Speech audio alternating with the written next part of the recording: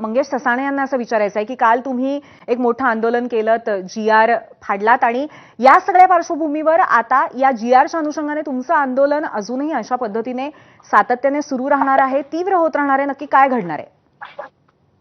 नाही, नक्कीच. कारण की GR संदर्भात अनेक संभ्रम आहेत आणि काही ऑब्जेक्शन्स आहेत. मुळामध्ये हा GR काढताना आता GR आल्यानंतर आमचे ओबीसीसाठी मंत्रिमंडळ उपसमिती नेमली जाते. मग जर ओबीसी, SC, ST, VJNT चे दाखले देण्याच्या कायद्यामध्ये काही सुधारणा, काही नवीन कार्यपद्धती सुचवणारा जर आपल्याला शासन निर्णय काढायचा होता, तर मग आमची मंत्रिमंडळ समिती तुम्ही 4 दिवसाच्या आधी का नाही काढली? त्या समोर म्हणजे दोन्ही मंत्रिमंडळ समित्या म्हणजे मराठा आरक्षण समिती आणि ओबीसीची समिती यांच्या समोर हा GR, हा अध्यादेशचा ड्राफ्ट हा चर्चेसाठी का नाही ठेवला? आणि त्याच्यामध्ये आता एवढ्या महत्वाच्या कायद्यामध्ये मला असं वाटतं थेट तुम्हालाच हा प्रश्न आहे, तुमच्याकडनं उत्तर अपेक्षित आहे याचं.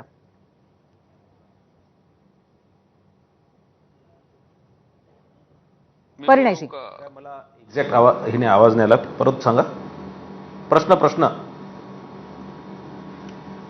हॅलो परिणयजी, माझा प्रश्न असा आहे, सरकारचे प्रतिनिधी म्हणून तुम्ही जो ओबीसी, SC, ST, VJNT चे दाखले देण्याचा आणि व्हॅलिडिटीचा जो कायदा आहे, GR एकाच दिवशी का नाही काढले असा त्यांचा प्रश्न आहे. नाही, मंत्रिमंडळ उपसमिती समोर ओबीसीची मंत्रिमंडळ उपसमिती काल आली, ती 4 दिवसापूर्वी केली असती आणि त्या दोन्ही समित्यांसमोर हा GRचा ड्राफ्ट चर्चेसाठी का नाही ठेवला? हा माझा प्रश्न आहे. कॅबिनेटची याला मंजुरी का नाही घेतली? हा दुसरा प्रश्न आहे. असं आहे की प्रत्येक गोष्ट ही आपल्या हिशोबाने होऊ शकत नाही. प्रत्येक व्यक्तीला स्वतःच्या हिशोबाने अनेक गोष्टी पाहिजे असतात. प्रत्येक आंदोलनकर्त्याला स्वतःच्या हिशोबाने, स्वतःच्या नेत्याच्या हिशोबाने प्रत्येक गोष्टी हव्या असतात. राज्य शासनात प्रत्येक गोष्टी करत असताना त्यांना काहीतरी वेळ लागतो.